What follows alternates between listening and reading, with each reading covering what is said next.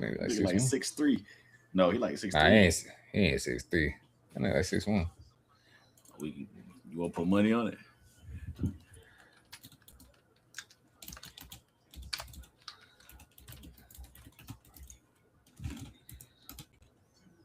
6'1". Ain't no way this nigga my height. I told you, bro. That nigga, he built wide. He wide though. Yeah, because nigga, that happened. Nigga went to jail. Nah, he just grew up. Like when he grew up, like he filled out. His body filled out. Yeah, Michael Beasley said he looked trash. He said he ain't never seen him hoop though. That nigga ain't trash. Yeah, that nigga. He hoop. I mean, he not the best hooper though. Dave East Nah, is the nah, best nah, hooper. nah, nah, nah, nah. He definitely not the best hooper out of the musicians. But I would definitely pick Breezy over Quavo. Quavo I would put can't J hoop. Cole. I would put Quavo. I'm not Quavo. I'll put J Cole on that list of like certified hoopers. Uh, Uh, I don't know. They said the game can hoop. I ain't never seen it. yeah, I think he's straight. I seen him hoop at Drew. But Dave East definitely the best hooper, bro. Easy. It's not even close. Yeah. You won't catch no Dave East you hooped won't catch in no college. He beat one. you won't catch no you won't catch me arguing with that. I said that nigga who D1 in college. That nigga different.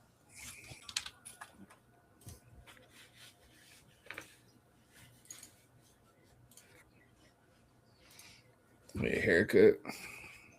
Nigga, who you telling, boy? I'm going on 3 weeks. I might do this part without a hat. I might go hoodie.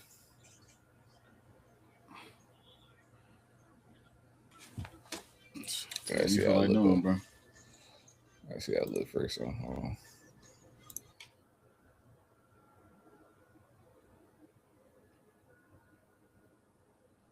I gotta. Nigga ain't even Hold warned on. me or nothing. Hold on. Ain't nobody in the chat yet. Nah,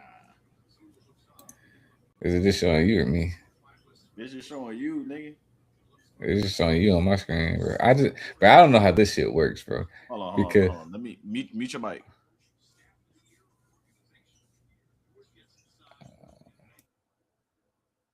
No, nope. Me neither. Let me hold on. Let me look at YouTube and see what it's showing on YouTube.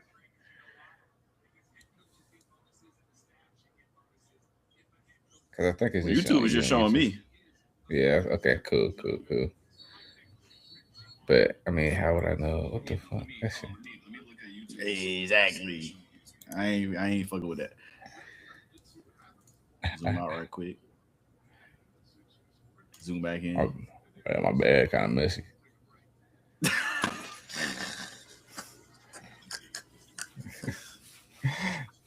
Bro, I just been tired, bro. The whole week was tiring, bro. Nigga, you boy. I had no energy at work today. Katie out again today. They don't play today. Not today, but you know what I mean. The next game, he out. Yeah, he got a bone bruise, bro. That nigga out for the rest of this series. KD? Yeah, he got a bone bruise in his ankle. Over with. Yeah, that nigga rolled that shit in game 2. Ain't been the same.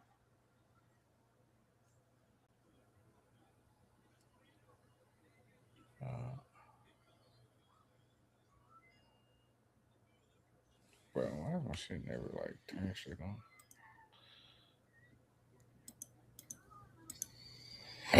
Do you love when I lay your body? I just not let me toggle it. Toggle what? My my noise cancellation. Oh, because we Echo already live, cancellation. nigga. Yeah, it usually let me do it there. No, it never let me toggle it while we was live. Oh, maybe I'm tripping.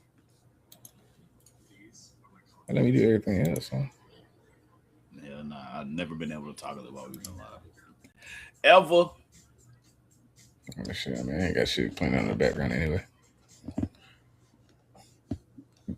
Check in, check in, check in.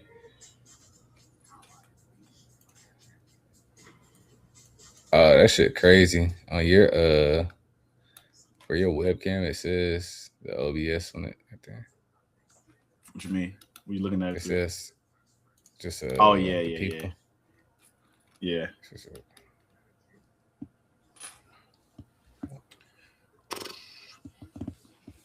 Once I'm gonna look at some of those free joints, and then see if there's a border that I like. We'll see. It ain't a necessity. Simple bare necessities. I don't know what happened, bro, but when I share the stream now, it's not showing like the title. I wanted to.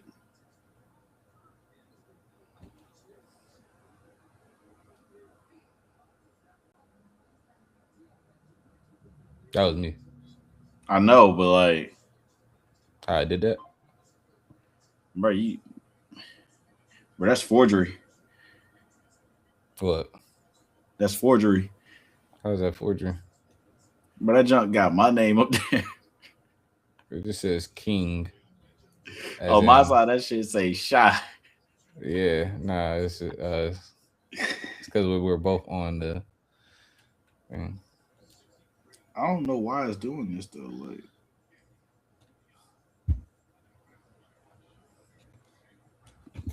I wonder what this is to everybody else too. Yo, yo, yo. We'll be getting started here in a few seconds. I mean, a few minutes. Just trying I'm to about to say a few work out seconds, some boy. You ain't give us kinks. enough time. I don't know why. This is a sports pod today. My boy just got some news that KD will not be playing tomorrow. Like I told him, KD will be out for the rest of the series. It is a bone bruise. Watching these sorry ass Sixers, and I'll talk about Joel Embiid ass too, y'all.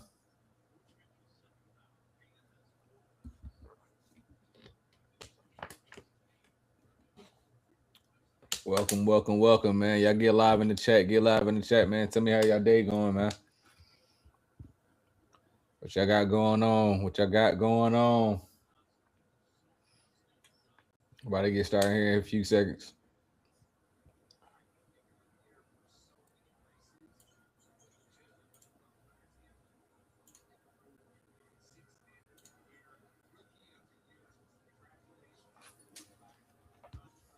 Chat it up, chat it up. Don't be dead. Don't be dead.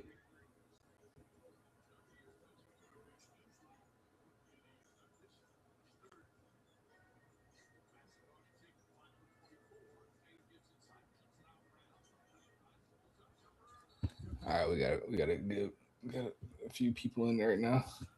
Let's go ahead and get the shit. Welcome, welcome, welcome, y'all, man. It's another episode of Kova Vybez podcast. Featuring your boy King Kova and my dog. The man, the myth, the legend. The Mr. Take Your Girl, you know what I mean? I'm retired. Never my I'm oh retired. shit. Oh shit. Here you go. I'm retired. Here you go. There you go, making Don't do that announcements, no more. y'all. Hey, whoa, whoa, whoa, whoa, whoa! Announcements, Why man. you got you federal? You got someone's dip on your chip right now. Federal. You say you retired. Listen, not me. listen, I've been retired from that for years. Right. Okay. All right. But hey, nah, this is my guy, man. You know, singer slash songwriter slash producer slash all the above. Shabazz, how you doing, my boy? I'm alive and well, brother. It's Tuesday, the big sister of Monday. I hate that we couldn't get on this stream yesterday, man. Had to scoop my homie up from the airport. Bro, But we back in it today. You had to take care of business, man. Nobody's gonna tell you not to take care of business, man. Handle always, and y'all heard this from me. Always handle home first, bro. Home is where you lay your head. So handle home first, man. All the way live, man. But While we're here, man, how was your weekend, my boy? Hey man, any weekend you come back alive is a good weekend. All right. Now Come on, without man. all the bullshit, how was your weekend, my boy? It Oh, was my fault, smooth, my man. fault, my fault, my fault, my fault, my fault, my fault. You good, bro? Yeah, I'm straight. I'm just All right, just making sure you straight. All right. If you good, we good. All right. Nah, it was yeah, smooth, bro. It was smooth. You feel me? uh, I had a smooth weekend, man. okay, I went bowling a couple times. Went bowling on Saturday. Went bowling again on Sunday. okay, and that's Doing with the peoples again. Ain't on Saturday, yes. On Sunday, no. it? You Okay, know, okay, enjoying the weekend. I'm start going even if I go by myself, bro. I'm going on Sundays just to go. hey, It's fun, man. I gotta start using other sports that way I'm not rolling my ankle on the basketball court no more. man, Uh, ain't nothing wrong with rolling your ankle, but sometimes you need to feel that pain, man. So man, too get your old for that, mind right, man. man. You start being 3 weeks removed, you're like, man, dang, man, this thing still a little tender. Man, just like I told this physical therapist the other day, man. Nigga, I'm 29. You're 29. So you ain't old yet, bro. You in your Listen. prime, bro. I need you to understand something. I You're need you to older than understand 20. something. Everybody prime ain't the same. I guarantee you. I guarantee you, and I 100%. And if you, I promise you, I've had way more injuries than you. Oh I'm yeah, guaranteed. for I sure, guarantee you're for still at your sure, prime. for sure. I guarantee you, none of my injuries were treated properly. Yeah, I guarantee you that none of them, I not probably nail one of had. them. Well, I probably had. Mine's been treated properly, but I went under that needle, man. Then That don't it's sound like not. fun. It's That not. don't sound like fun at all. Let me see It's if I can not get fun some. at all, actually. But nah, man, let's go ahead and get to it, man, bro. Did you catch I know you've been catching the games this weekend, man. What you think about your? I know this is one that you want to talk about, man. What you think about your boy Wimby, man? How your Spurs looking, man? What's up with that? Wemby said it best when he was on the bench for game. What was it? Game two. Uh huh. Wemby said, "If I was playing, y'all be 4-0. If Wemby was playing, this series would have been over. It would have You been honestly, over with. you honestly believe that? I don't give a damn how many toothpicks Drew Holiday chewing on during the game. Over with. You honestly believe that? I wholeheartedly believe that. I'm gonna tell you. I'm gonna give y'all the other side of this, y'all. I'm gonna give y'all the other side of this. There's two things that we're gonna point out in this, and one of them is extremely important, and I want y'all to stick with me. Please stick with me and don't think I'm rage baiting. I'm gonna tell you right now. Tiago Splitter is showing every team exactly how to guard these motherfuckers. Literally, and I told you this, and I told tell me if I'm lying, Shy. Before the fucking series even started, before the playoffs even started, I've been telling niggas there's a way to guard Wimby, and there's a way to guard this team. Have I not been saying that? Have I Yeah. not been saying they will get exposed in this playoffs? There's a way that you guard this team. And guess what they're doing? They're guarding them perfectly. Guess what they're not doing? They're not executing in the second half. I look at it They like they just run out of steam. no, no. You you say that for older teams. This is not an old team. This team is full But with but well, okay, young guys. Let me rephrase it then. Not necessarily running out of steam. They're running out of offensive output It's not that because either. when you look at it, the Spurs got Wimby, right? Right? They got D Fox who went stupid late in that game. Okay. They got Stephon Castle who's athletic Okay. and can get to a bucket. They Okay. got Dylan Harper who can also get to a bucket off the bench. They got the That's sixth also man true. of the year in Keldon Johnson. They got it's been quiet this whole straight. playoffs. They got. I mean, yeah, but they still have him. You still know that he's the 6th man of the year, so it's kind of like he could be a decoy in that second unit. Not to mention they got shooters out there. You can't That's leave them fine. boys open. You can't leave Okay. them open. Not nail one of them on that court when they get on that court. Other than what's buddy name Cornette, and I even see him like a goddamn 3.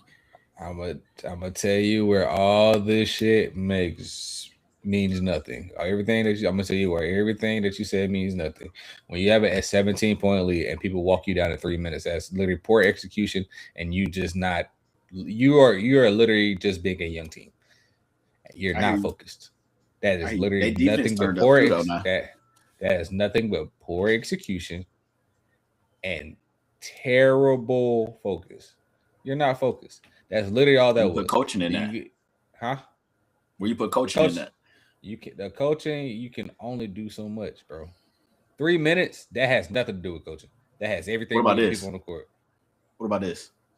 Do you think the Blazers are really missing Chauncey right now?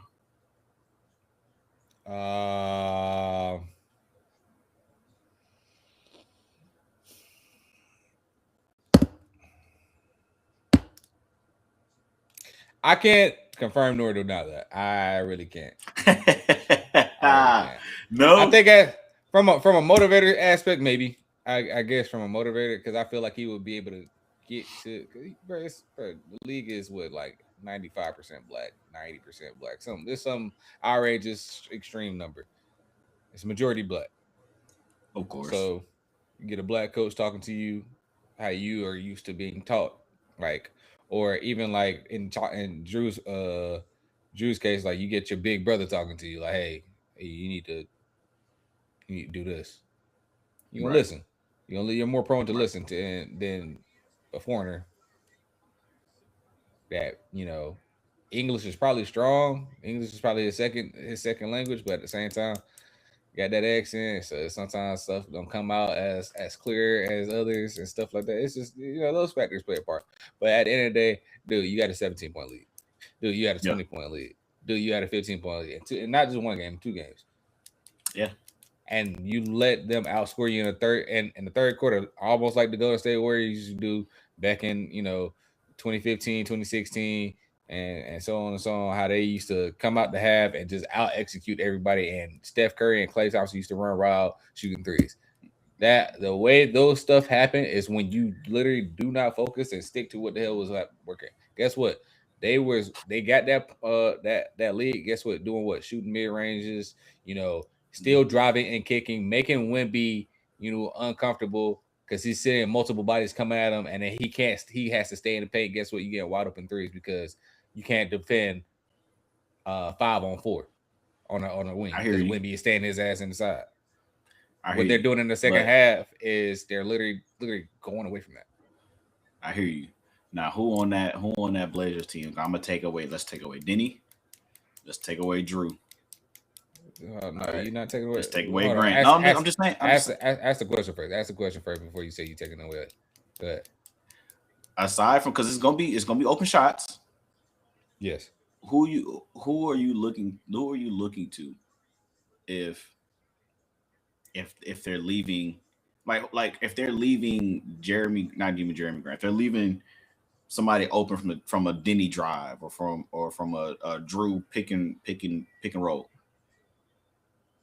Who you expecting to knock down that? Who you expecting to knock down those shots consistently? Their whole team is shooting like over 32% from 3. Their whole team can shoot. Their whole team can shoot. Everybody on that team can shoot. Everybody that's on you saying everybody's shooting over 32%, right? But you said yourself average is like besides like Robert Williams and of course Klingon. I think. Of course. Klingon. They'll still pull it too. But like what I'm saying is. But like what I'm saying is they can shoot. The main shooters are shooting over 35%. Yeah. But even with that being said, though, they're not leaving. But sometimes those names, you feel what I'm saying? Like sometimes those names mean a little more. And I just feel like they don't have enough of an offensive output from their team through this thing. We've seen it throughout the season, which is why they ended up in the seed that they ended up in. Now don't get me wrong, Dame not playing too. But still, I feel like they just don't have enough offensive firepower to really compete with a team like this that's going to make you have to work on the offensive side because they play great defense, and they going to make you work when they got the ball in their hand. And the thing is, like, even on defense, like I said, people start losing focus. I understand you got to switch some certain coverages up on certain good players, but guess what? There's only one coverage that she's gonna play on Wemby, and that's take away his airspace. Guess what? If they want to sit him in a corner and let him come off with fucking pin downs and curl ups, guess what? Go under all of them, and then meet him when the ball gets to him. That's how you defend that. That's literally how you defend him. He does not want to bump and grind with people all down the court. He does not. He does not want to get muscled up. He does not like contact. Everything about Wemby is finesse. Everything about Wemby is finesse. Guess what? You need to keep bumping him. And that's what Drew was doing. Drew was doing fine. Yes, he's going to make shots, but he's 7'6". He's going to shoot over you. And yes, there's going to be no contest. But the thing is, you're still making him uncomfortable, which is what they did in the first half. Guess what? Yeah. Once they switched it up in the second half, guess what? He started getting the rhythm. Great. You have to consistently, especially when you're a lower seed and you're seeing this in the Magic game, which we're gonna get to next. You're consistently seeing like when you're a higher seed, where you have to put pressure on these teams. You have to make these guys uncomfortable as possible, and you have to keep their foot on your neck, because the moment that you take the foot off a line next, or the moment you even let up a little bit, guess what? I can breathe now. Oh yeah, I'm on your ass, little nigga. You know you can't fuck with me. You should have kept me down. You should have put me out my fucking misery. Same with and guess what? You're seeing that in the Denver series right now. Let's hold off on Denver right quick. Let's touch on that Magic, because I give you credit. You said it before the series started, and I was believing too much in what Detroit had, but this is the worst matchup they could have drew. This is a terrible matchup for them. Worst matchup they could have drew, bro. Like, them boys is harassing them. Every time I see K get the ball, he on the deck down there every offensive possession. Like, they are putting bodies on them. They making them boys work. They I mean, you know it's bad when goddamn Jalen Duren getting yammed on by a nigga on the bench. Well, now don't get me wrong. Everybody athletic these days. Before we get to that, before we get to Jalen Duren, because I got something about that Jalen Duren. I got something for that. Don't do him too bad. Nah, I'm not gonna do him too bad, but I got a theory on why he's playing the way he's playing. But as far as the Magic versus this matchup, it's a bad matchup because they play the exact same. They literally play the exact same. Hard nose on defense, tough buckets on offense. The difference is, guess what? Magic Detroit has one nigga that can get them a bucket at any point in time. Magic got more scoring. Orlando has 3. It's not gonna work. And even the fourth guy can score here and there. He didn't have a great scoring game last game. I didn't think Jalen Suggs did a very good job getting to a bucket. Yeah. To me, that nigga shot 1 for 13. Now he's not a bucket getter, bro. Now, in my opinion, no. But if he plays within offense, if he get hot, you feel me? Yeah, he's an offensive system type guy. So yeah, I mean that's cool. But yeah, it's just a bad matchup, bro. I mean, this is, again, like I said at the beginning of this playoffs, this is the Magic team that we thought we would see all season. A team that's going to grit and grind. They got 2 unbelievable scorers in fucking Franz and Paolo. You add D-Bane, who has some consistency on the scoring end and also consistency on the defensive end as well. He's going to get in there. He's going to rough stuff up. When Carter's playing well, he's rebounding very well. He's He's getting his points wherever he can through the offense. And Jalen Suggs is playing hard no defense and setting up the offense. That's what we thought we would see all year. But I mean, they turn it on at the perfect time, bro. It's easy. I mean, when you're getting hot at the end of the season, and that's another thing that kind of fucked Detroit up because you missed all that time with the punctured lung. Cool. You came back 2 games prior, and you were playing well. You played well in the first game. You had 38 points. Cool. It fucks up the system because now you got Jalen Duren who was used to touching the ball every fucking possession. Now the ball is back in your hands. Now he has to continue to find his way. He has to go back to what he was before. And with Jalen Duren right now, that is an issue. But I didn't know that Jalen Duren used to date Andrew Reese. No, I feel like I heard that, bro. I felt that there's no way you didn't know that. I did. I had no. There's no way, bro. There's no way that he was dating Andrew Reese at one point. And do you know who's dating Andrew Reese now? Yeah, somebody on the other team. I can't remember the name. Wendell Carter. Yeah, Wendell Carter. Wow. And noticed? Do you follow Andrew Reese on Instagram? I know that they were talking about. She posted a highlight of Wendell dunking on Duren or something like that. Minute. Oh, she's been posting every negative highlight against Jalen Duren on there. She posted when he got dunked on. See, that's petty though. See. I don't. Here's my thing with that. I don't know what happened in a relationship.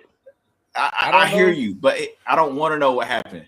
My thing is, and I'm gonna be real quick on that. That just makes it seem like you not over the relationship and you in another. It looks real. I mean, I agree. I wholeheartedly agree. But I also think that plays a factor, bro. Bro, people forget, bro, that you're off the bro. When it's time to lace up them shoes, you gotta, bro. You're human, bro. You go back to the real world the next day. I mean, so this nigga is probably thinking like, damn, bro, I'm playing like shit. And then on top of that, bro, I got my ex. My ex over here trolling me every chance she trolling me, and it's against her new nigga.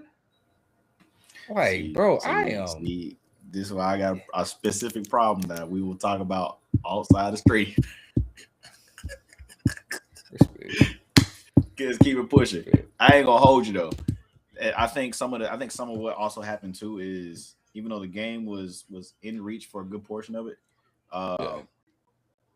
it seemed like highlight plays started happening during. And it happened. Did you see that block from Bitadze on Cade where he basically damn near snatched it out the air? Like just like those are like to me those are just regular plays, but also not regular plays. Those are plays that happen in the game, but those kind of plays take the wind out of the team that's the victim. I would 100% agree. If in fact they were getting easy buckets on the other end, this game was a total fucking brick fest. All right, it was disgusting. I mean, I just feel like what I mean by that is like you said, making that top seed uncomfortable. And those kind of plays, because when you look at it, you don't make it to the number 1 seed in today's NBA just by only being good on defense. You have to have some continuity on offense, right? Which of course you got Cade, MVP candidate, but Jalen Duren was averaging 20 points this year. You feel me? That buddy dude off the 19. They got dude off the bench who started coming along. He didn't really play. He didn't play well either yesterday. He has not played well this whole fucking series. Right. But I'm saying like throughout the year, they were getting a good offensive output most nights. Yeah. So my thing is, get to the number 1 seed. My thing is, I already know what they need to do in the offseason, bro. And I'm giving you 3 names right now. Detroit? They need to go. Yes, there's 3 names that they need to go after, bro. Drop them. No Diddy. My fault. From least to the greatest, all right? Trey Murphy. Hold on. Least to greatest as in like least talent-wise or? Yeah, least talent-wise and least like as in like dependable. Least necessity. Okay. Yeah, least dependable as a scorer. Okay. These are all 3 scorers that I'm naming. Okay. Trey Murphy. At least with Trey Murphy, you can get. I mean, you probably have to give up a lot to get Trey Murphy, but at the same time, you're getting a two-way All-Star on a good deal. Zach LaVine. Okay. I like that. You're not gonna have to give up much for Zach LaVine. You do have to make the contract work, but you're not gonna have to give up. You're definitely not gonna have to give up shit because they've been trying to get rid of him. I feel like I know your third name. I knew it. I knew you was gonna say D-Book. Especially with how poorly he played in this series. Now, granted, we don't need to really get into that. You said D-Book. I mean, he played. Yeah, I mean, he played poorly in this series. But come on, I'll be objective today. I mean, I'm not. I don't think. I think it's time for them to separate. But hey, I don't really want to get into that series. D-Book no, the Suns team, bro, they overachieved this year. Still, I think every race has an end, and I think that a race for D-Book and Phoenix needs to be over. I think selfishly for D-Book, I want him out of there. Okay, for your own thing. Okay, for me, selfishly for D-Book, I want him out. When it comes to D-Book in that team, bro, two things need to happen. Need to figure out if Mark Williams is going to be a long time answer at center. If he is, you need to get him healthy. 2, go get a point guard. That's it. Yeah, I'm tired of them putting D-Book at the point. Bro, let him go play the 2.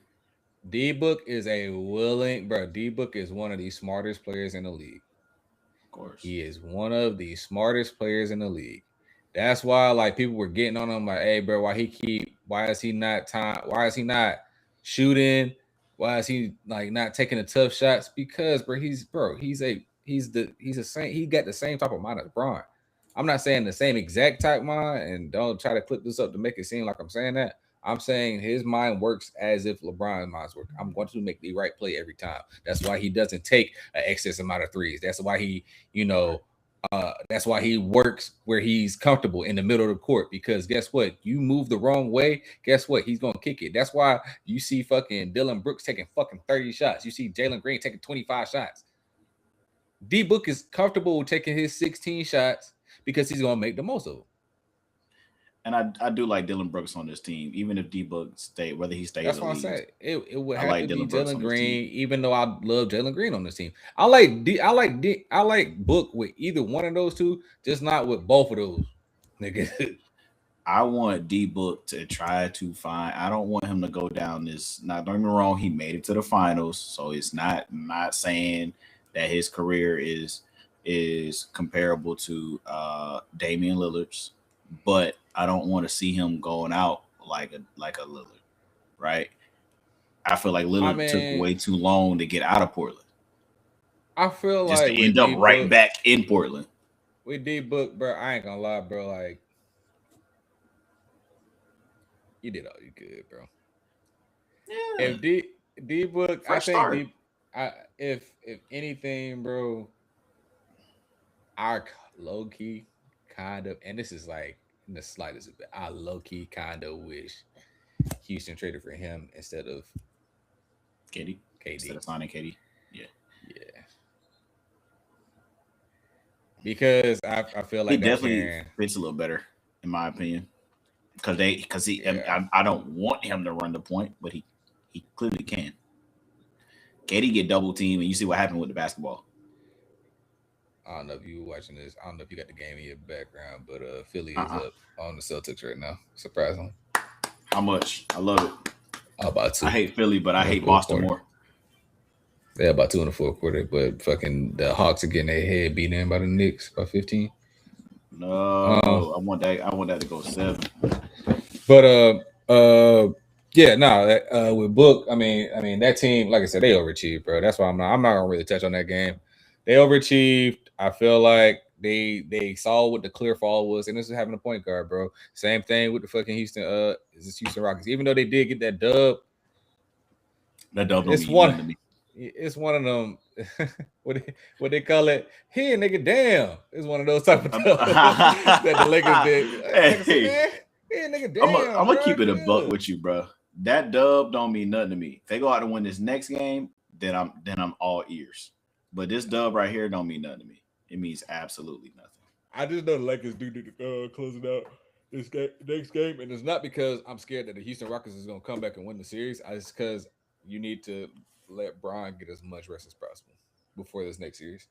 And then on top of that, it also gives Luka probably like a week, I think, because they won't play the next round game until next Has there week. Been any Austin Reeves updates?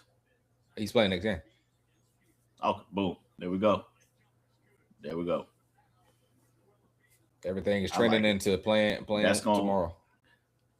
I'm not gonna say because he still gotta get back into the swing of things, and this is playoff basketball. But something tells me that Houston going out in 5 or 6. Oh no, Houston's going out in 5, brother. I don't think they making it out of LA. Well, I think they do make it out of LA. They're just going back home. They're just going to Cancun after it. Shut up, nigga. Oh, I think that LAX to Cancun probably that's like a 3-hour, 4-hour drive. 4-hour flight, ain't it? Yeah. I don't know how long that flight is, but I know they're gonna be on it. Yeah. So they're gonna be chilling now. Nah, man. Let's talk about another disappointing team real quick. Disappointed. I know you're not about to say what I think you're about to say. Don't say they're disappointed because we've been trying to tell you this. Go ahead. I already know you're saying. It's not disappointing because say the team. Say the team name. Cleveland. Okay, that's what I thought. Hey, Chris, I know you're here.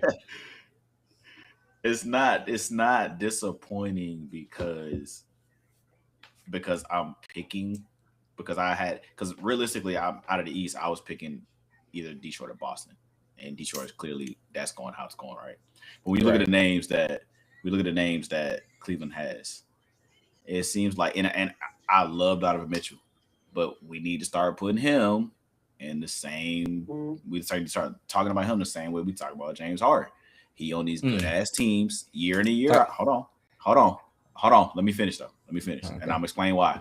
Because there is a difference between them. Mm-hmm. As far as like playoff performance and output, because there was a time where Donovan Mitchell was putting up astronomical numbers. So we can go back to that series against the Denver Nuggets when he was in Utah, and it was going back and forth crazy. What was that in the bubble? Yeah. So like Donovan Mitchell still puts up his numbers, right? But how many times has he been on these dominant teams where they should be looked at as contenders and they can't get past the first or second round? I'm second that, but I'm gonna put a little caveat to it. Add it. What you got? I'm not gonna put him in the same category as James Harden because James Harden shrinks. Okay. So maybe like a tier above. I'm gonna start saying people. Stop comparing D-Book and Donovan Mitchell. I'm gonna tell y'all right now, D-Book is better than Donovan Mitchell, and I can give a fuck how y'all phrase it. D-Book averages everything more than Donovan Mitchell. Okay. And D-Book gets way more hate. D-Book gets so much hate that it's almost kind of uncomfortable now because like y'all show so much love to Donovan Mitchell. And yes, Donovan Mitchell does have outstanding playoff games. And when I say outstanding, they are outstanding. D-Book had 2 40-point games in the fucking finals, by the way. He sure did. And people act like that shit was so long ago. That was 5 years ago, brother. And that was year 6 or 7 for him. But hear me out, okay? I'm not trying to discredit your take. I'm not trying to say I disagree with it because I actually would pick D-Book over Donovan Mitchell. Mm-hmm. But there's a key denominator on that Suns team that I also feel like once he went out was a huge reason why they couldn't get it done. Because CP3 also almost got James Harden to the finals. That is true. But at the same time, CP3 also was to help the Clippers turn into the team that they turned into. I wholeheartedly agree. Guess what? That's what I'm going to say about this. A Utah team was the number 1 seed back-to-back years. Yeah, absolutely. That Cleveland team since he's got there. that Cleveland team was a number 1 seed last year. Yeah, I listen. I'm with you. So, with that being said, I'm not. I don't. I'm want to just hear giving you what the no people more. would say. I'm just giving you what people would say. And then look. I feel you. CP3, Darius Garland. I feel you. CP3. What was it? Mike Conley. Mm-hmm. That's fine. I'm just giving you that argument. I give me D-Book. That's fine. Give me D-Book over Donovan Mitchell. I'm just giving you the other side of it. What they might say. I have never been the one to tell you, besides when it came to LeBron James in 20. If your name ain't LeBron James 2018, bro, I am not expecting you to lead some mid-tier niggas or LeBron in 2006. I'm not expecting you to lead some mid-tier niggas, bro. When you have a team, you have a team. Donovan Mitchell's had team everywhere he went. That has never been a, oh shit, does Donovan Mitchell have enough to get over? Bro, Donovan Mitchell, you have enough. You have enough. Guess what? It's going to be another second round exit this year. I do believe they're going to still get past the Raptors. It might take them 7 games. But at the same time, it's gonna be one of them ones where you just gonna be like, all right, like I just need to see more from Mitch. I need to see him, choose his, get them boys. Like sometimes you got to force your will, and that's what D-Book and even some sense Chris Paul did when he was with them. So that's my biggest thing with that whole argument. But as far as this Cleveland team goes, bro, people kind of discount. I discounted the Raptors as well, and it's only because of a height difference. You got Colin Murray-Boyles, who's about 6'8", 6'9", from Columbia, South Carolina, by the way, man. A real deal hoop city, man. Y'all boys know 803. Please stand up. Put your hey. Let me get a thumbs up in the chat for that. But you got that guy is your best big man right now. Yeah, they are an extremely small team. I mean, you saw exactly what they were doing from the jump when they traded for fucking Brandon Ingram, bro. They trying to switch everything. 6'8", 6'9", everywhere. I'm trying to switch everything. I don't want no liabilities on defense. I want to be able to grab the ball off the rim and anybody else pushing. That's what the Raptors do. And that in a minute thing is actually working for them. It's actually working for them because they're able to push the pace. They're able to grit and grind. Like I said, they're switching everything. Is that length is really bothering D Mitch, and the length has always bothered James Harden. Pause. That was crazy. You good, bro? You good? But I wasn't even gonna say nothing. That's a crazy thing. This team, I don't think they very match up. It's not per se they match up well with this team, but they will give them fits. And like I said, from what I've seen so far, I feel like Brandon Ingram is starting to buy in a little bit. It's kind of being, it's kind of a tough pill to swallow for him. But at the same time, he is starting to understand, like, all right, cool, but I'm gonna have to sacrifice a little bit of scoring for us to reach a new height. Yes, and he's also not shooting well. He also need to realize, hey, bro, like, they not gonna let me sit in this high post without either bumping me, showing bodies, or making me pass the ball. And Brandon Ingram is, everybody knows he's a pure scorer, bro. A pure scorer. Yeah. He's that KD, he's that KD, Kobe type. He's that type of guy. So, but as far as the Cleveland goes, I just expected so much more from them. You know who Faria really is? Who? Mobley. The GM? Who? Evan Mobley. Evan Mobley. Elaborate. Bro, you got to be aggressive, son. Elaborate for the people. You got to be aggressive. He's not aggressive enough. Bro, he is literally Anthony Davis with a healthier body. He can do everything that Anthony Davis do. You know what the difference between him and Anthony Davis is? Anthony Davis trying to put 40 and 20 on your head. This is true. Anthony Davis trying to score that ball. I think a key thing too, and the difference is like sometimes it's hard to pull that mentality out of people, and sometimes you can't. I mean, yeah, no, he might just be one of the people that we just can't pull it out of him. Yeah, especially when you got somebody like Donovan. You got a killer on your team already in Donovan Mitchell. Donovan Mitchell getting them FGAs up, boy. Absolutely, he don't give a fuck who in front of him. That boy getting them FGAs up, boy. That boy gonna get you. He gonna get you 20 shots. But he will get you 20 shots by the end of the game, bro. That nigga will put up them FGAs, bro. Yeah, and like I said, bro, I'm a fan, bro. But at the same time, bro, he needs to. You can't go down 3-2 to these boys. You know me, I'm a big underdog guy. I like the underdog. That's why I want to see the Hawks go 7. I want to see Philly beat Boston selfishly as well. But also like I just that niggas don't tighten the fuck up. Look, I got it. Listen, as soon as you said it, I pulled it up. Now I see it. I see it. Shout out to Embiid. I didn't know he was on the court today. Oh, and that nigga cooking Kata ass. I just feel like I don't know, man. But Embiid has to go. In my opinion, he has to go. Embiid? He has to go.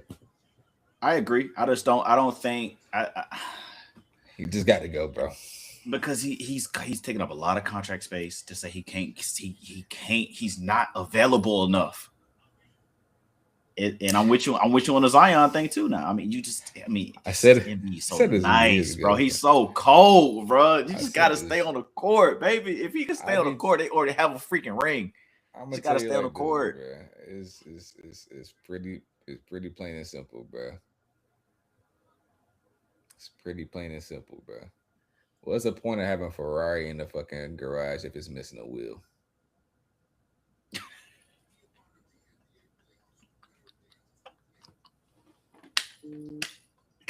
Hey, a lot, boy. Who you think you is, boy? Who you think you is pulling that one out? I'm just trying to figure out, like, bro, if you can't use the motherfucker, there's no point in having it, right? I mean, the nigga plays 20 games a season. The nigga has missed over 400 games in his career, bro. The worst part of it is, like, think about that. That shit is insane. Get no better, but he's still a bucket. As you can see, still cold. It's just, what's the point of it? Like you said, what's the point if I can't get you for at least 75% of the season, and if I can't get you through my playoff run? And my thing is, bro, and and again, y'all can click this up however y'all want to click it, bro. When I say you this, it has never been a skill thing, a talent thing, an athleticism thing, and everything. Motherfuckers, just get on the court. I've said this shit about Zion literally after year 2, and niggas was bro. You saw how y'all niggas used to kill me in the chat. I said, bro, he hasn't had a health issue until he got to the league. Understand that. Didn't have a health issue. He had that one little nick at Duke, and he came back literally the next week. You talking about when he blew out a shoe? When he blew out a shoe, he didn't get hurt. He got hurt literally like a couple games after that. I thought they were saying like that attributed to it, but nonetheless, I think and TJ Hushmanzada said something key about Zion's injuries. It's like a lot of them soft tissue. Exactly. Simple. It's either you're not training right or it's a muscle imbalance. You're stronger in a certain part of your body than it is in the other. But for him, it's literally just he was not taking care of his body. No, not at all. And when you say that shit out loud, people just like, damn, bro, you out here, shame. No, bro, it's literally listen to what I'm saying. You're not taking care of yourself properly. For an NBA player, you have to pour more into yourself. The first thing he should have did when he got to the league, hey, Brian, because I know Rich was trying to get, hey, Brian, what do you do on a year-to-year basis? Can I come stay with you for a week or two so I can figure out? Because at the end of the day, bro, him and Brian got the same type of body type. He just got more meat on his bone, but they got the same type of body type. Right. I think Brian might be a little bit leaner up top, but at the same time, like they are in the same like realm of body. Or he could have called up Charles Barkley. Hey Charles, when you got overweight, what did you do to bro? It's so many things that niggas could do. And niggas, when you look at somebody like Zion and his athletic ability at the size that he was at, you start to understand why he felt like I didn't need it because I'm still athletic like this. But when we're young, we think shit lasts forever, bro, and it don't. I'm gonna tell you right now, bro. And the thing is, this is not something I'm speculating to something that was said and bro. Once he got drafted, the first thing they did, diet plans. We need to get you on a proper. They were trying to figure out how they can put weight on properly. Yeah. Because he was still a little bit thin. He was on a thinner side. Yes, he had a muscular built body, but you're gonna be playing a 4 in the league, but you're gonna have to put up a. Joel always hitting the ground, bro. Yeah, 32. Whew. 22 shots, 8 assists. Yeah. Woo! Yeah, that ain't hooping. But he got to figure out. He just had to figure out, bro. If I got a bunch of people telling me, hey, I need to fix my body, bro, I should be a little bit like that. Should have been the first bill that rung in his head. Like, hey, I need to do this so I can be at my apex. They actually care. You know what was running through his head, bro. You know what was running through his head, bro. More than that. More than that. Maybach music. Nigga, more than that, boy. Shit. That boy said he asked Ice Spice if he could sniff his drawers in her DMs. Stop.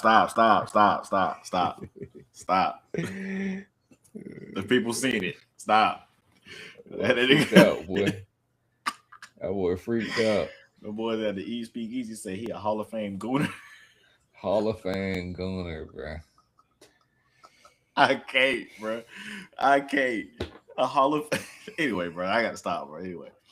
But yeah, nah, man. I just think Joel Embiid needs to go ahead, bro. They got it, bro. Because especially when you got somebody like Tyrese Maxey and VJ Eshkin, bro. You got VJ Eshkin about to come into his own next year. I think he's gonna come back better.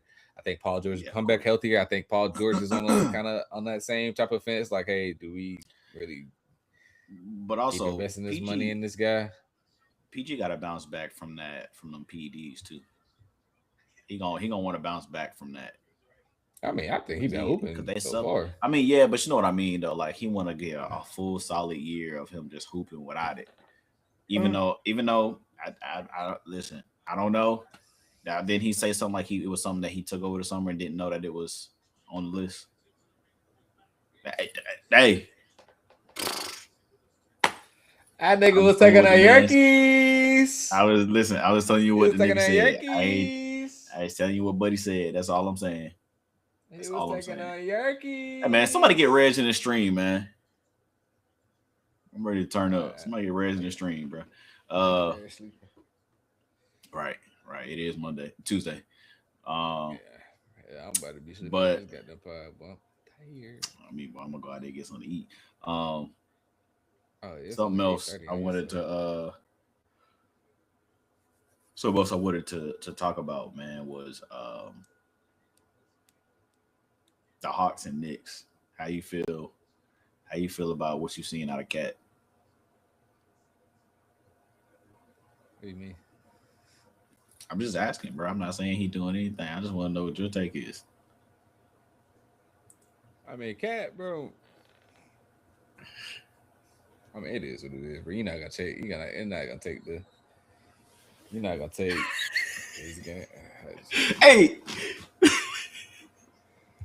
Hey, wait. He can shoot that motherfucker though. Oh my God, Tyrese. He can shoot it. You know, nice. Step into it. How tall is he? You ain't gotta tell me. I think he need to get his big ass down there. He just don't want to. I'll tell you right now, bro. Cat played like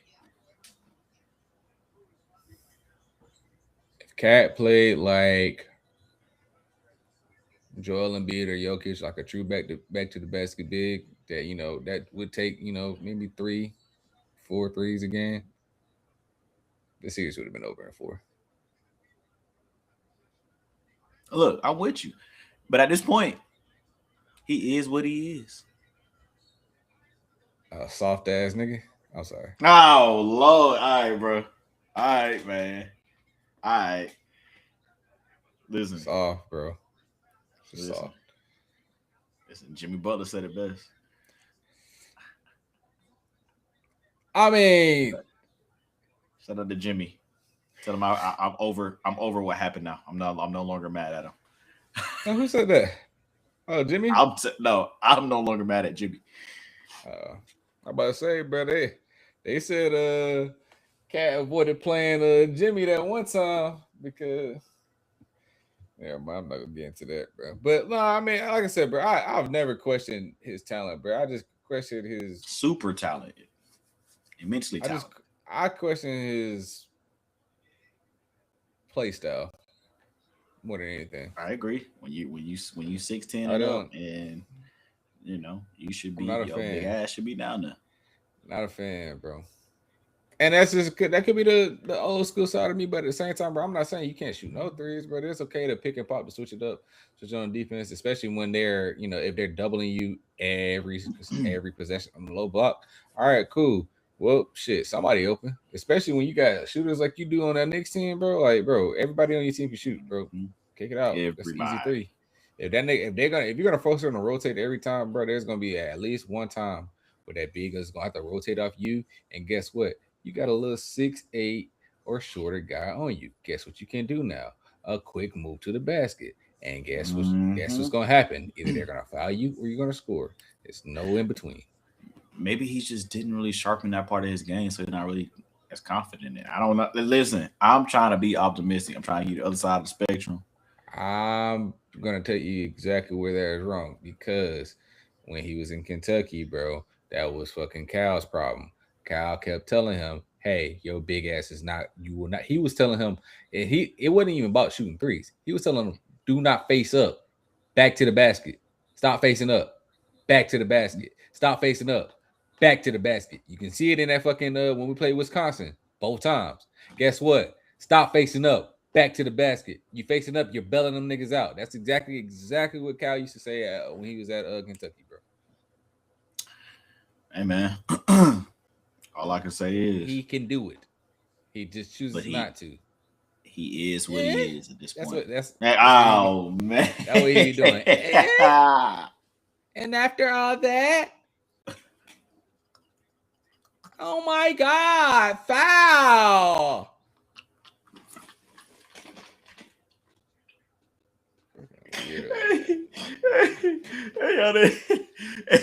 All right, bro. Every time I talk about that nigga, I get pissed, bro.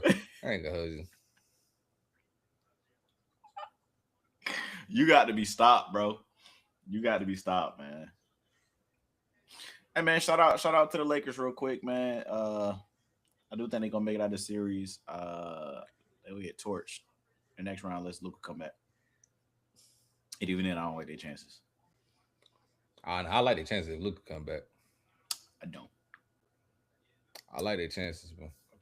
Just because you found others can come along. You got Marcus Smart and Luke Kennard now, and then you have Austin Reeves, and then you have Rui, who's got his flow going. You're gonna have people that's gonna want to battle. My only thing is, how are they gonna defend? That's my thing. And you already know you can't touch OKC, and OKC can touch you. Beat the hell out of you. But the thing is, if there's one person that can exploit that, it's Luka. Yes, but also, I feel like we've already seen a little bit in these playoffs that once these stars start complaining, like Jokic been complaining this entire series. Yeah, they've been complaining. Luka will cry on your ass. Luka will cry on your ass. Start calling you all types of motherfuckers. Facts. These niggas are down by 15. Shout out to Denver. What's the score on your screen? Well, it's 111.96. Oh damn, yeah, you're a little bit ahead of me, but yeah, they cooking these boys. It's over with for Boston. We going back to Philly for game 6. Bro, Boston pisses me off every time, bro. Stop shooting so fucking many threes, bro. I get it, bro. They can't help but it. If it's not falling, guess what? Jason Tatum, you have a beautiful mid-range game. Jaylen Brown, bro, you can attack the basket with anybody. Do that. I will say, them boys was playing some great defense too. When you look at, like, I don't know if you saw that half court defensive possession where Quentin Grimes chased him all the way in the backcourt. I see it. But when you get them that energy, you give them that hope like this. This is the outcome. Yeah. But man, hopefully these Hawks turn on in the second half because right now they down by 16. I think they've been playing very, very. CJ McCollum's been playing outside of his mind, but I feel like he's kind of losing steam right now. I think they just need Jalen Johnson to come along. Yeah, Johnson got to come alive, bro. We've been talking big about you all season, baby. It's now or never. Bro. It's now or never. I ain't gonna say now or never, but you know what I mean. Now is the time. Show us something. Because even people like Nickeil Alexander-Walker, y'all gotta come along and stay along with him on the ride. Yeah. Dyson Daniels. Especially in the kill. Yeah, absolutely. Oh, yeah. That's what I was about to. Hey, man. If this reaches to anybody in the NBA, bro, if you can't shoot, please call me. I promise you, I will fix your shit and literally. You the shot doctor. Bro, I promise you, it's not that hard, bro. I promise you, it's not that hard to fix your jumper, bro. You literally just go back to the basics and literally fix, and then literally you just everything after that is just confidence in the rhythm. Confidence, rhythm, and consistency, bro. That's all you're shooting. That's all shooting is. That's literally all shooting is. There's people, bro. There's dudes in the league, bro. They got some real text. I just bit my tongue. They got some real text. They got some real text jumpers, but they can't hit the fucking bright side of a bar. And there's niggas that got some real ugly jumpers. Kevin Martin being one of them. That can't fucking miss. Sean Marion, Rashard Lewis. All right. So with that being said, bro, Tyrese Halliburton, bro. Yeah, bro. Tyrese Halliburton's shot so unorthodox is crazy, bro. But his shit is so cash. But this man Steve Kerr told the fucking Kings head coach at the time, he was like, "Hey, when y'all draft this nigga, do not touch his jump shot. Don't touch his jump shot." They was like, "What you mean?" I know it looks crazy, but that shit is cash. And boy, was he right. Yes. One of the few things that Steve Kerr been right about, but he was fucking spot on, right? But yeah, if that, bro, I can fix your jumpers, bro. I promise you. Just give me a month. I promise you. And when I say a month, I mean 4 times a week for a month straight. I guarantee you, your jumper will be cold as ice. Okay. I'm not kidding. We're gonna see about it when you come to Houston. I'm not kidding. I keep a ball in the trunk, bro. Bro, and you ain't gonna see me. I was just shooting free throws the other day. I was like, bro, I really don't remember the last time I missed a free throw. And I can shoot free throws with both hands, by the way. I hate this nigga, bro. Next time I go to the gym, I'll show you. I'll record me shooting free throws. You gotta show me. You'll be in Houston in 2 months, bro. That's right. We'll see. Left hand and right hand. Remember, bro, I tore my label when I was at junior high school. I guess what I was doing at the end of that season? Shooting. Everything left hand, brother. I was shooting threes with my left hand. Saying it looked the same. I guarantee you. Both sides. Hey.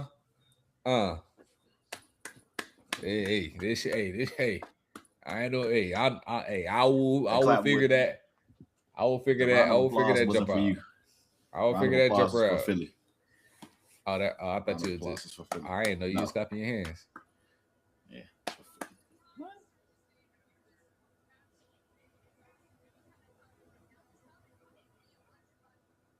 Yeah, AG.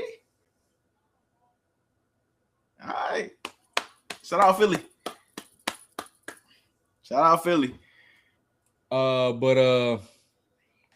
Yeah, nah, man. So what you think about your? This is shift gears, man, away from basketball, bro. What you think about your draft picks, man? The NFL draft. I like them. This is why I don't pay too much attention to people like Stephen A. and Ryan Clark as much as I really rock with them. I don't pay attention to them too much when they talk about the Steelers, because one, you would also understand that this was a really deep wide receiver class. So yeah, we didn't get Mekhi Lemon, but we ended up getting Jeremy Bernard, which is another great pickup in my opinion in the second round. Also, Roderick Jones was hurt. Has a setback. And once we couldn't get a Ty Simpson or the guard out of Penn State or Proctor, any of those other top names that I think we would have been looking at, this was the next best option for us. And he is stout. One of the things that they say is the great tackles in the game, he has movement like them. They're not saying he's going to be a great legendary tackle, but they're saying the movement that they see across those lines, he moves like him. I like the pickup. He was dominant in the combine. He was as dominant as you can be on that team, being a Sun Devil. And he's got quality size for a tackle. He moves well. His hands a little high sometimes. This is basically what the scouts are saying. Like, his hands are high sometimes. But I look at that as also kind of similar to the Halliburton thing. If it's working for him like that, especially where he played at. Not with that. Listen. Not with that. He dominated at the combine with his hands being high against top prospects. Second round. How many times y'all play Myles Garrett? That's fine. All right, then. Miles, you crazy hell if you think we about to not double team that nigga. And he gonna get through him. But you crazy hell if you think we put one body on him. How many times y'all gotta play Trey Hendrickson? Again, you lost your rabbit ass mind if you think we only gonna send one body at either one of them. Okay. Now to move on from that, because I think it was a great pick for where we were. What side he gonna be blocking? I'm not sure yet. More than likely, he gonna be at Broderick's side. Left tackle. More than likely, I don't see them moving our right tackle over. I don't see that.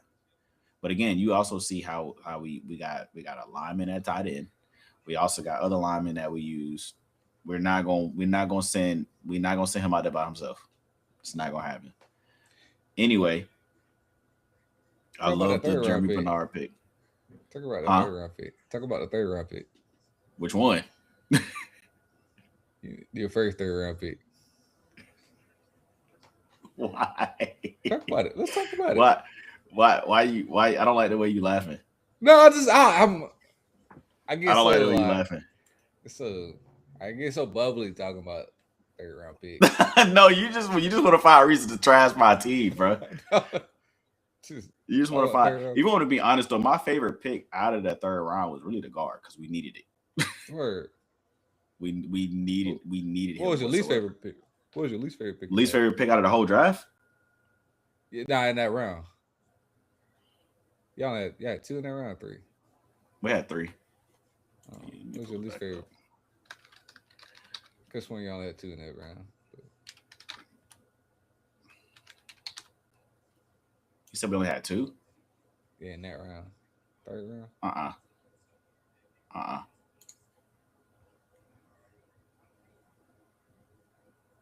We had Drew. We had 3 picks in that round. Yeah. We had a O lineman out of Iowa. We had Dalen Everett from Georgia, and then we had Drew Alar. Who? Which don't worry, we'll talk about him later.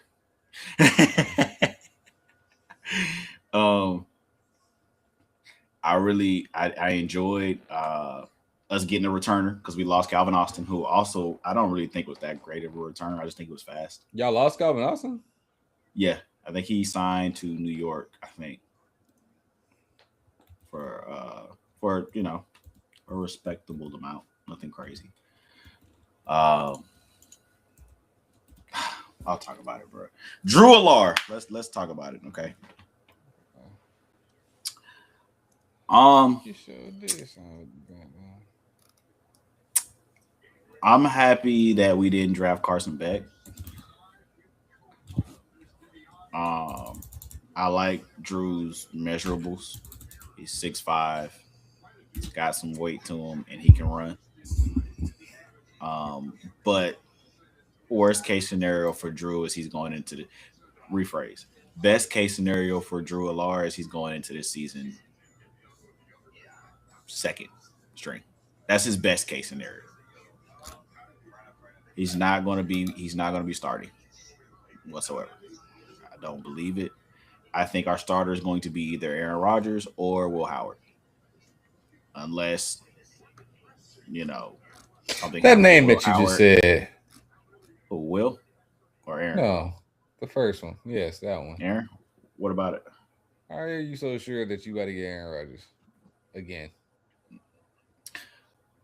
I'm not so sure about it. I'm just saying those are my odds. And if I was to bet, I would bet on Aaron Rodgers, especially with that tender that we put on him yesterday. That tenure was literally to make sure that he can't sign with somebody else. I know, but I'm saying those are my 2 options that I think are going to be starting next year for us. Either Aaron Rodgers or Will Howard. It's going to be one of those 2 names, barring injury. Right. I think Mason Rudolph is as good as gone. I don't know how sure I am about that one. Yeah, just resigned him. Yeah, but after the draft, it was reported that we're open to trading him. So what's the point of fucking getting him in the offseason? We needed a quarterback. So we needed more QBs in the room. I think what they want is they want A-Rod as a starter, and they want Will Howard as QB2, and they want Drew as QB3.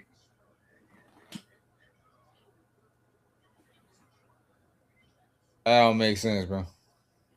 Neither does signing a quarterback and then drafting one in the first round after you pay them a bunch of money, but they make moves. I'm not in the Steelers organization. I'm not in the Steelers organization.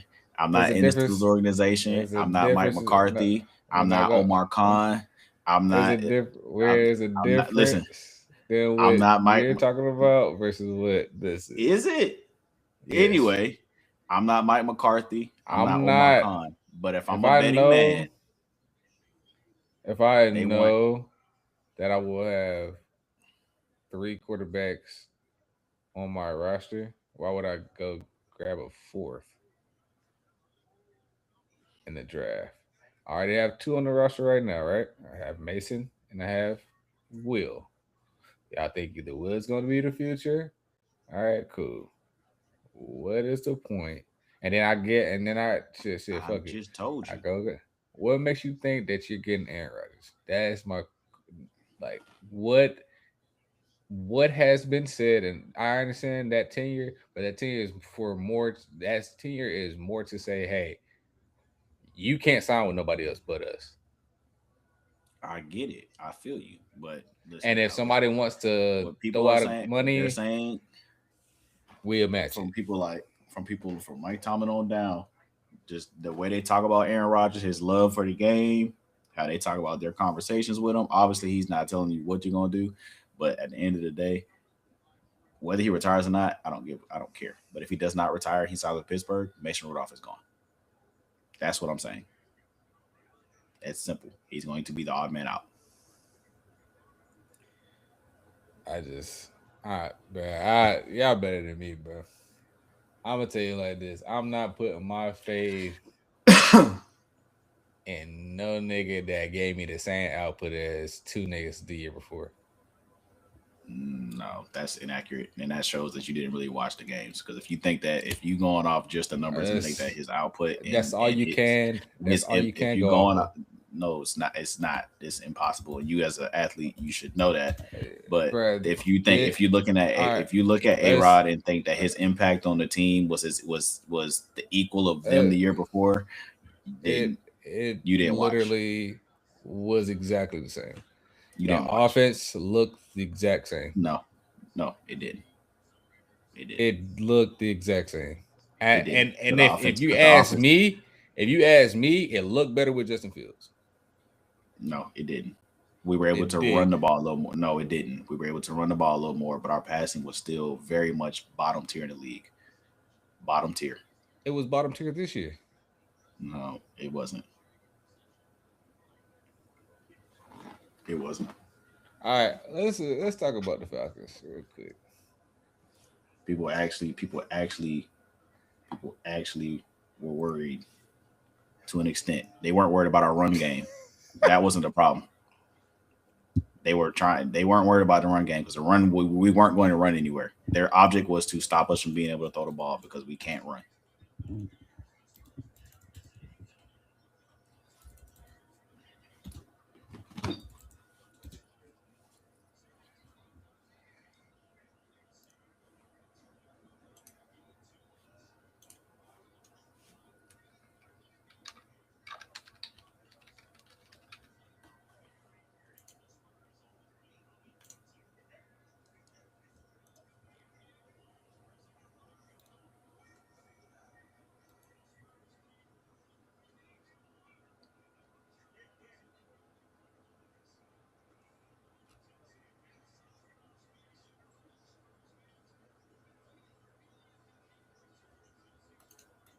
You said you ran the ball better this year or last year? You said ran the ball better this year or last year? Yeah. Our offense as a whole was just worse last year. You sure about that? You only going off the numbers, CKJ. You got to stop, bro. What can you? How are you measuring? How are you numbers? You have to go off. How are you measuring? Come on. How are you measuring it? How are you measuring it? KJ, our offense looked better. We had way more explosive plays this year than we did last year. If it wasn't a moon ball, it was dead. It was nothing. Explosive plays. Steelers. Explosive plays. We'll just go 20-yard plus plays.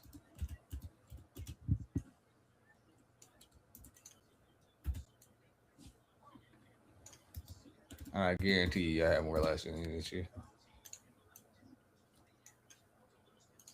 You can go ask anybody that watched the games. You just said explosive plays. I'm looking at. But you can ask anybody. You can ask anybody that watched the games from last year and this previous and that's year. Funny the offense was looked at as more explosive this year than it was the previous year, and it's not even close. And it's funny that you said that because even when talking to Stu agreed with me when I said, "Bro, it looks like the same offense as us here." Come on. I'm not rolling with that either because Stu is a half-hearted fan to me because he's not fully locked into it like he should be. He is fully locked into it. It's not. It was a similar offense, but it did not look the exact same. It did not. All right, if we go off, let's go. So we can't do explosive plays because explosive plays were literally the same as the year before. By the way, so 20 plus yards because it was a moon ball or nothing.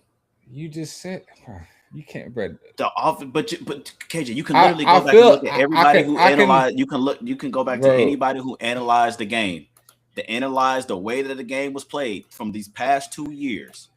Every last one of them agrees that the offense was better this year than it was last year. Give me the people that you have listened to or that have said it, and I'll go look it up, and I'll go look at what they said about the year prior. We can go down the list. You can start with everybody at First Take. You can start with everybody. I don't listen to niggas at First Take. So. I'm not. But I go to Speakeasy. I'm just saying in general. You can start off with First Take. You can go to Speakeasy. You can go to Nightcap. You can go to whoever was talking about it. You can go to the local stations for Pittsburgh. You can go to anybody. You can go to NBC. Whoever's covered CBS, you can go watch Rich Eisen. So you can go watch Pro Football Talk. You can even go look at where our offensive personnel graded at the previous year and 2 years ago. Starting with the O-line. Starting with the O-line. Your O-line was definitely better this year. But the thing is, your offensive production as a whole last year, George Pickens had more yards than y'all leading receiver this year, which was DK Metcalf. Y'all leading rusher last year was Najee Harris with 1,000 yards, which is more than Jaylen Warren had this year. And Jaylen Warren, even last year, is more than your second leading. But clearly this year, we attacked the running game with a two-headed monster. And y'all didn't run the ball as much. Our running game was screenplays the entire year. Hold on. Y'all do understand? You do understand? Y'all attempted more passes last year, right? You do understand? Y'all ran the ball. Y'all had y'all ran a lot last year. Y'all ran a lot last year, and y'all passed a lot last year. I hear what you're saying, KJ. What I'm trying to explain to you is there's a thing called an eye test as well. Everybody who watched it preferred the Steelers offense from this year than 2 years ago. Who? Everyone. No. You can go look it up. You're talking about a peer that we get on the game with are the only ones that are saying that the offense was the same. Every last one of them preferred. Every last one of them preferred. I watch all every last one of them preferred. You watch, and I guarantee you, I've never heard none of them say nothing like that. Go rewatch it then, because every last one of them preferred Aaron Rodgers over any quarterback that we had the previous year. Yeah, they also preferred the offense, the way we were running plays, the way we were running plays for not only Jaylen Warren but also Kenny Gainwell. We were interpreting or adding in how something the way we were adding. But the production is still the same. Hold on. The way we were adding in Darnell Washington into the offense this year versus last year, you can literally go down a list. Of course. GP, that was a bad trade-off, right? He also went to an offense that passes the ball with an MVP caliber quarterback, with another offensive player of the year caliber receiver opposite of him. So cool, great. But there's not a single person other than you just looking at the numbers on your screen and you're gonna sit there and think that, oh yeah, the offense. I watched the games as much as you did, Jordan. I guarantee you I did. No, impossible. 100%. I have. Impossible. We actually, and even when you look at the people, the diehards in that city as well, they're gonna tell you the same thing. Bro, yeah, the outcome of the year, the outcome at the end of the year, the outcome at the end of the year, the outcome was the exact same. Well, where we finished at, but every last one of them were not talking nowhere near as much shit about the offense this year than they did 2 years ago. Not even close, because it was the same thing. If it's not a fucking go ball with Russell Wilson, it was nothing. Right or wrong? I'm gonna tell you this. I mean, but you can also flip down on the Aaron Rodgers side. If it wasn't a screen pass or a quick screen, bro, y'all didn't have no down the field offense, bro. Y'all didn't. Yeah, but we didn't even have that. We didn't have nothing short last year. It was a go ball or nothing. Go ball or nothing.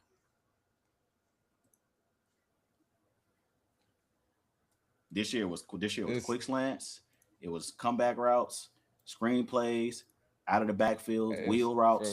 For me, your offense, and this is just me being completely blunt about it, bro. It's just like shit in the hand and piss in the other, bro. Which one you want?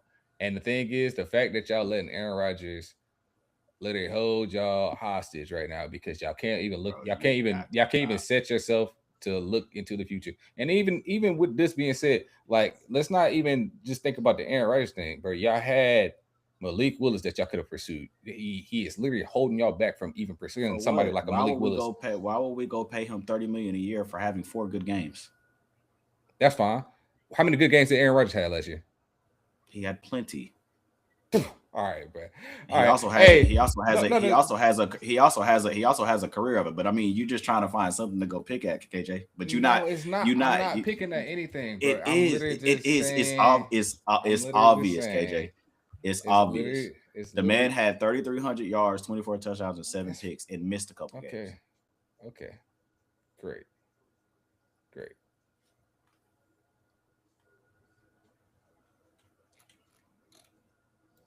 But in brighter notes, Harold Perkins Jr.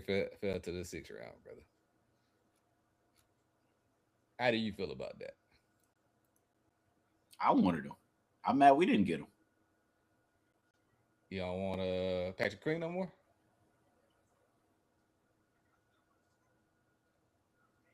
Where did Harold Perkins play? Where did he play on the field? Where did he play out on the field? He played middle linebacker. He was off the ball. Yes, Harold Perkins Jr. He played middle linebacker for most of the year last year. They would move him around, but he played most of the time at middle inside backer.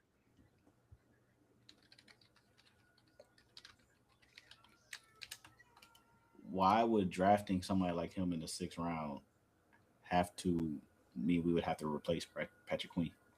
No, I mean I was just asking a question.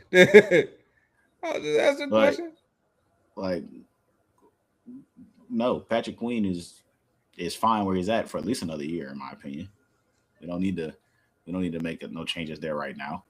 I wanted Harold Perkins last year. I heard a couple of rumors last year. Well, we gonna see what happens with this new DC. We're gonna see what happens. I think the new DC has an opportunity to bring this defense back to life by making the schemes, quote unquote, make more sense. This is from Steelers defensive players. They want their previous DC was viewed as a little incompetent. So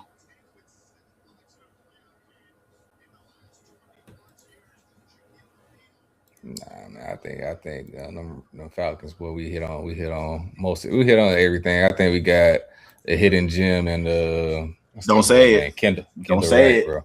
Okay, I thought you were about to say something else. You know how your affinity is for them Clemson boys. Fabian Terrell was the best corner in this draft, in my opinion. He was just undersized. It's 5'11". Master Delane is probably the best potential wise. Jermar McCoy is probably the best right now, but overall, I think Avion Terrell is probably the better out of all of them because one, you're not gonna have to worry about his development because he has an all-pro brother that he's on the team with. He's gonna learn the game fast, and he already got a big neck for football already. So I'm not worried. Like Avion Terrell is bad, but we got a hidden gem with Kendall Wright though. Nigga 6'5". I do playing middle linebacker. I do like what y'all did, and I do like safeties that can turn into linebackers. I mean, I thought Isaiah Simmons was going to be a boom. Obviously, it didn't really happen like that, but I do like the linebacker, the safeties that can be turned into linebackers, or the ones that they just keep in the box. It's all about scheme, bro. If y'all pay attention to what Jeff Ulbrich is doing, if you look at every position outside of our D line, which look at the back seven. Everybody can blitz and everybody can cover. I can't fucking wait. Bro, we about to bring so much exotic shit next year. It's about to look so spooky. All I'm gonna say is so exotic shit, boy. That you were pretty hyped going into last season. Yeah. And what happened? The hype didn't really Injuries. Let's not get into this shit and like let's not bring out context. You added all that context for the Steelers. Let's go ahead and add all the context for the Falcons. God, you have to add context. No, that was the whole point of me. That was the whole purpose. You have to add context. So let's add context. Let's add context. Yes, I was hyped for us going into the season. Yes, we started off. Who was it that you were hype about? Like, were you hype about? I was hyped about Michael Penix, and I was hyped about our defense. Our defense was second in the league in the sacks. We did exactly what we were supposed to do on defense. Jeff Ulbrich came in, established everything, and the problem was Zach Robinson. And Zach Robinson, guess where he's at? In Tampa Bay now. Great. I couldn't wait for this dumbass nigga to leave because he would not fucking do anything right. He wanted to implement this pistol and talk, and then try to throw shade and say, "Hey, it's because our quarterback couldn't bend his knees under center." I didn't notice that a problem when we went straight under center for a whole fucking game against what was it against the Buffalo Bills. I didn't notice a fucking problem there. So what was the issue? Like, come on, bro. You pick and choose to when you wanted to say, bro, you wanted to try out a new offense. That's just, bro, it's okay to bite that bullet. But you want to throw niggas under the bus? All right, cool. Go eat a dick in Tampa. And guess what? Now you don't have a Mike Evans to bail you out. You don't have a Drake London to bail you out. You're going to be throwing an Emeka Buka in triple coverage the whole fucking game. Have fun. Have fun, Zach Robinson. Have fun. I do like some of those young receivers they got out there, though. I do like buddy out of Ted Johnson. I do like him. I'm not worried about none of them niggas. Baker can't throw the ball from his back. Fair enough. I do think the O-line is going to get back healthy. But nonetheless, the only person I was hurt last year was what's called the All-Pro left tackle, but he came back. He played both games. Yeah, he played both games that we played. That's what I'm saying, though. I expect if Baker's on his back, it's gonna be because of Baker. It's gonna be because you gotta think they also had a nigga retire this year too. Yes, they had a guard retire, so he's gonna be thrown from his ass again. I think they'll be okay. Baker's a tough cookie. Baker's a tough cookie. They'll be okay. He'll be a tough cookie on his fucking neck. I think the biggest issue is losing cookies. Mike Evans. The biggest issue is losing Mike Evans. That's the big issue. That's the Mike Evans. Mike Evans already see the plot, bro. Niggas, he basically said, bro, that nigga's ass. Shout out to him. I can't win. I can't win. Shout out to him getting. Can't play with him. Shout out to him getting to what is he? San Fran. Yep. So, shout out to him. You gonna lose that too? I mean, probably. He just didn't want to go. You get 31 losers a year. Man, some worse than others. Hey man, that's a fucking foul, bro. But yeah, man. I'm excited. To see what we're gonna do in the offseason. Hopefully, Michael Penix comes back within the next couple months. Hopefully, he can stay healthy for the whole season. That's not a shot. That's just real. Because you got some Ferraris out there. You got a Drake, you got a Bijan, and then he may not be looked at as a Ferrari anymore at the moment, but you still got a nice vehicle out there with Kyle Pitts. So who not looked at as bro? This is another thing that. This is another thing, but not based on the output. I don't give a damn about no damn output. I'm gonna tell you this straight up. If we're looking at output, look at the whole context of the output. How old is Kyle Pitts? He's young. He's young. He's still younger than some rookies. Yeah, he's young. I'm with you.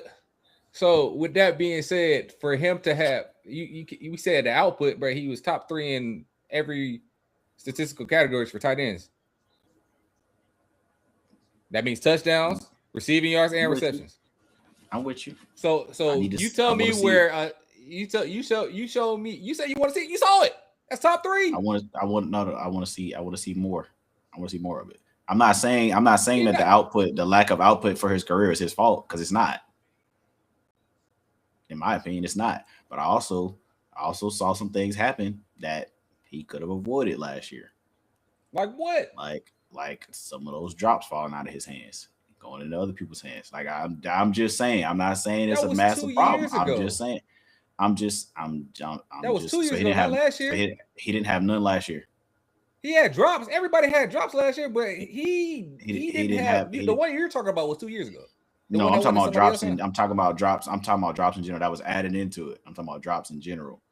I'm just giving you what they say when they talk about it. Bro, a lot of them niggas. I hear you. I promise you, they did not pay attention. I guarantee you, people pay attention to Steelers football fans. Football niggas don't pay attention to Atlanta football. They literally see Atlanta and be like, all right, probably same old, and they gonna turn it off. The only time they actually started, y'all got some Ferraris out there. They do not pay attention to Atlanta. And the defense over this past year. Come on now. Nobody knew that we were a top 5 defense last year until I kept yelling at y'all about this shit. And y'all niggas like, nah, this ain't gonna last. Nigga, we led top 2, number 2 in sacks. Bro, y'all again, bro, like I said, I understand. And that's the thing. This is not me even like trolling, bro. I understand y'all niggas do not watch Atlanta football. Y'all don't want to watch Atlanta football. The only time y'all did watch Atlanta football when we was on Monday night, and guess what? We won all the Monday night games. So I hope that opened y'all fucking eyes. Y'all got to watch Bijan. Y'all got to watch Drake go stupid against the Bills. Y'all got to watch Bijan go stupid. Y'all got to watch our O-line dominate against two defenses that y'all thought were old, high, and mighty. And we ran through them niggas like, yeah. Rams and Bills. Go ahead and look it up. I know you're looking at it right now. And guess what we did? No. That's not. And guess what we did to both of those quarterbacks? Both were MVP quarterbacks. I remember. That's what I'm saying. Like, we had the team. It's just about getting things to gel correctly, and bro, just not having stupid play. I had the defense together. The offense just got the pieces. It's just the puzzle wouldn't. Zach Robinson. Well, let's see now because he ain't there no more. So let's see. I'm gonna keep it a buck with you. We're both in a similar position now. All right, the pieces that people are saying was the problem, the play callers, the system, all that stuff. I don't know. We're in similar positions. Let's see. Bro. We're not in similar positions, bro. We got a young team. Y'all over there old. I don't know how many times I gotta keep telling you this. There is a handful of people that are old on the defense. As a matter of fact, I'll go down the list. You want to know who all is over the age of 30 on the defense? 3 people. TJ, what about the 42-year-old y'all want at quarterback? What about the 42-year-old want at quarterback? And again, nobody else on the offense is nowhere near as old as him. Not even over the age of 30. What about the 42-year-old y'all want at quarterback? That's it. He the only old person on offense. Even DK just hit 30. Maybe not. He might be 29.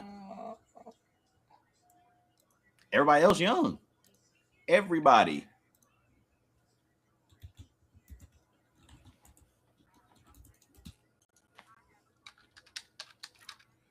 It's 28. Oh, DK? Mm-hmm. Bro, our average roster age is 27, bro. Mm-hmm.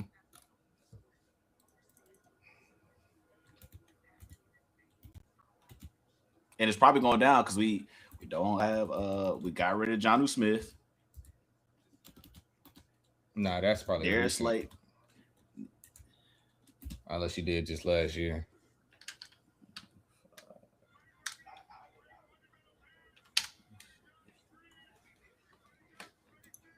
Yeah. Right now it's about 27 years. 27 years old. Yeah, it's just 26. Behind only, let me see, second. Let me see.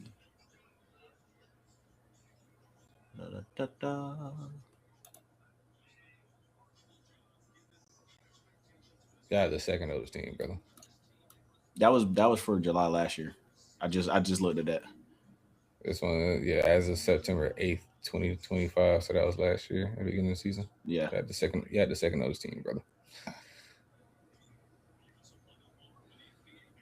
So, like I said, Yeah.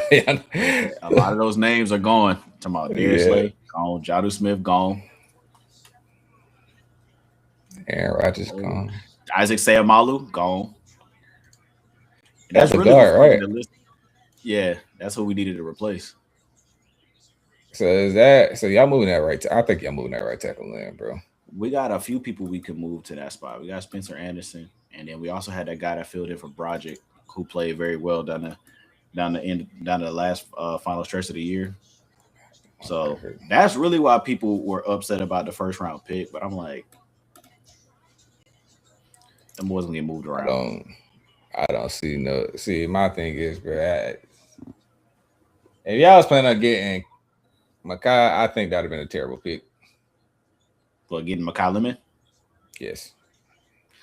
I'm gonna keep it a bean with you. The only receiver I really wanted was Tyson. And I just knew to get him we was gonna have to move up. But y'all not lacking in that position though. It's not about lacking. We only have two names though. It's nothing wrong with adding another name to that. Yeah. To that list. And this is when I go back and say, what the fuck were y'all doing during free agency?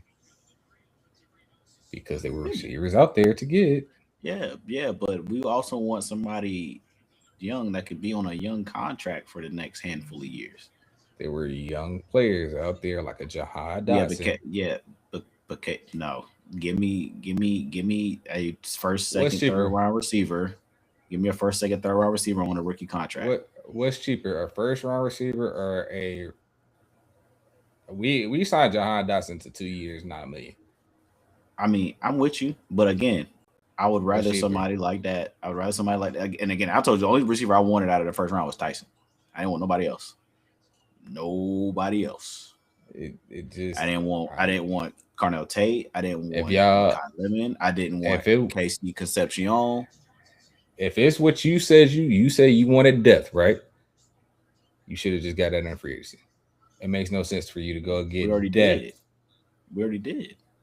Y'all traded for what's called, but y'all also lost Calvin Austin. Which is fine. So if you were gonna get depth, you didn't get depth, you just replaced. You see what I'm saying? I hear you, but you have to understand we still have Ben Skoranek on the roster. We still have Roman Wilson on the roster. I'm not saying these names as if these names should scare you. I'm just saying they're on the roster. Roman. I like Roman. No, I like Roman. I don't know why Ben Skoranek had a better. I don't know why Ben Skoranek had a better output than Roman last year. Roman got off the field, couldn't get out the doghouse. That's because of his quarterback. Sure. Ben Skoranek scored a touchdown with it. I'm just saying. And Ben Skoranek is on the team. I'm saying your quarterback likes to shut people out. Is what I'm saying. No, he wanted Roman on the field. Ben Skoranek had he wanted Roman on the field. He absolutely wanted Roman on the field. Ben Skoranek is not on the team though to play wide receiver. He's on the team to be, which is why he's staying on the team. He's on the team for special teams, and he's on the team to be a blocker in the run game. You just said something that I just proved that was completely false. Roman had a better output than Ben Skoranek. I'm talking about what their job role is on the fucking team. KJ, I'm not just talking about their fucking numbers in the fucking receiving game. Ben Skoranek's job, he did exceptionally well, which is why he stayed on the field. You talking about like blocking and shit? Everything that they asked him to do on the field, he did on the field, and he did it very well. Roman played 13 Roman Wilson games. got put in a doghouse very, very much specifically and notably after catching a pass, running for a first down late in the game, hurdling, getting flipped in the air and fumbling that ball and turning it over towards the end of the game. Also, because of the same issue we were having with a lot of our receivers, lack of ability to gain separation. Another thing he couldn't do, he couldn't stay healthy. Which is why we drafted another wide receiver. somebody that we can move around. We'll put him on the outside. We can put him in a slot. Jeremy Bernard for his career, it's pretty much split on where he lined up at. I ain't got no problem with getting Jeremy Bernard, absolutely whatsoever. Makai Lemon, you can talk me into not wanting that one. You can absolutely talk me into not wanting that one. Jordan Tyson, nobody. Man. Or actually, even if we had waited later, I wouldn't have minded Buddy out of Indiana.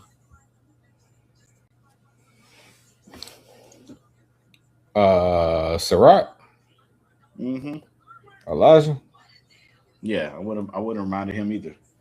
I just feel like y'all prioritize kind of like some of the wrong things in the draft, especially because I don't know, because I did hear the rumblings that y'all about to trade. Was it Highsmith or is the other one? I don't think we're gonna trade either one of them. It's Trolley talks with one of those two. I forgot. Yeah, they're talking about it. That's what people are talking about as a possibility. But I don't think we're going to trade either one of them.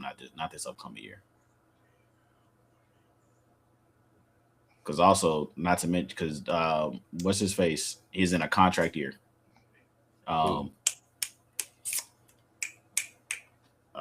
It's the other one, right? Not Highsmith, the other one, right? Yeah. He's in a contract year.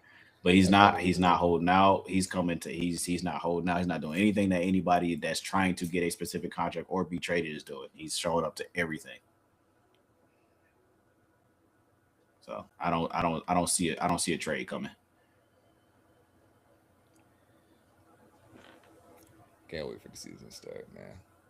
And that has been another episode of the Kova Vybez podcast, man. Thank y'all for tuning in today. For the people that was in the chat today, man, I appreciate y'all. As we always do, man. We love y'all guys, man. Didn't want Jordan to snap on me about these Aaron Rodgers takes because he loves Aaron Rodgers, as y'all see. I do not love Aaron Rodgers.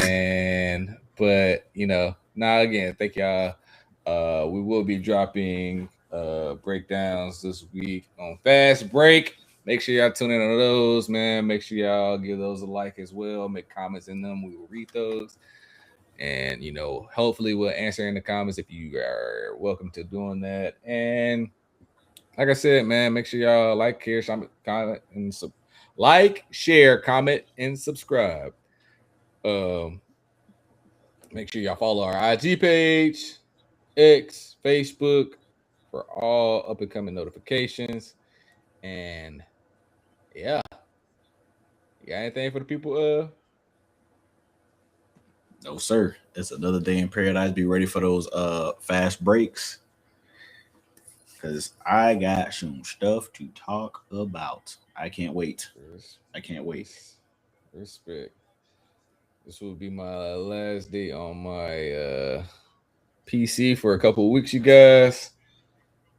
I will be on the cellular device doing these pods for a couple of weeks. Yeah. I will be gone on a mission.